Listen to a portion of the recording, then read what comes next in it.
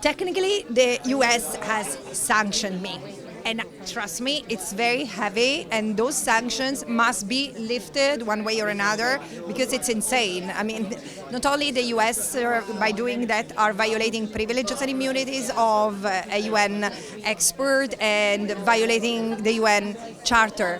But the fact is that they cannot continue to intimidate the world with these mafia-style techniques. It's just insane. Do you think that President Trump is somebody who could stop the ongoing genocide in Gaza? Could he stay Israel's hand?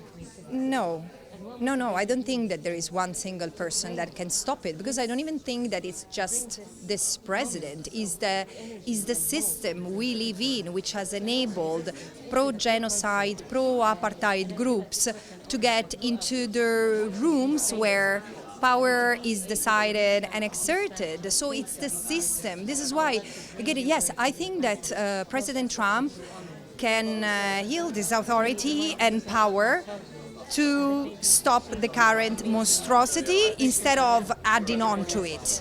So he's the one who has made the forced displacement of Palestinians from Gaza or other parts of the occupied Palestinian territory a sort of accepted foreign policy of the US, which is disastrous for the US as well. It's illegal, it's immoral, it's irresponsible. But I think that I want to also bring this upon us. We citizens have been sleeping for far too long because the question of Palestine has been it's a protracted injustice that has been ongoing for decades. And this is why this tells us, it's a revealer that tells us that we need to act to make the exercise of power in line and operate within the limits of international law or constitutional law. We are ultimately the guardians of the respect for international law. Is mainstream media complicit in the genocide in Gaza? Yeah, I think it's a huge responsibility, and I've already planned to investigate this in one of my upcoming reports, because first of all, there has been a decontextualization. Just if we look at what has happened in the last 710 days, there has been a decontextualization of it. Often the narrative, which is propaganda spread by the Israeli government, which was punctuated by inaccuracies or blatant lies, has been amplified and amplified and amplified and over. But also there has been a dehumanization and the demonization of the Palestinians that frankly reminds us that this is part of the genocide. Denying the genocide and dehumanizing the victims is constantly happens in every genocide. What is striking here is that Western medias have put themselves at the service of this genocidal enterprise. This is my last question. What responsibility do states have now to act, now that the UN has put out its report this week saying that it is a genocide that's happening in Gaza?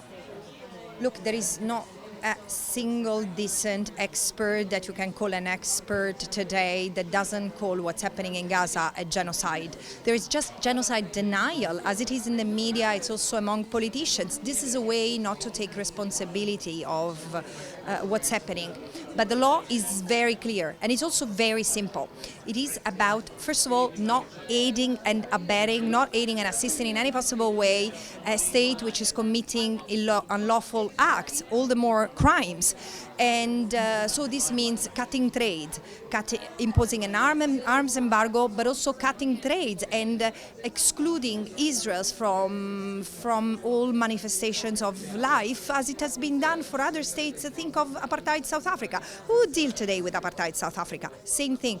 And Israel has done much more harm to the Palestinians because there is a genocide ongoing and a killing machine completely unleashed against a defenseless population, and this is really a stain on who we are, because in 2025 our legal system should have prevented all this. So this is a failure for all of us, and there is only one way to get out of this genocide in a respectable way, if I can use this term, which is putting an end to it, ensuring accountability, and making sure that this is the last crime that is committed against the Palestinian people.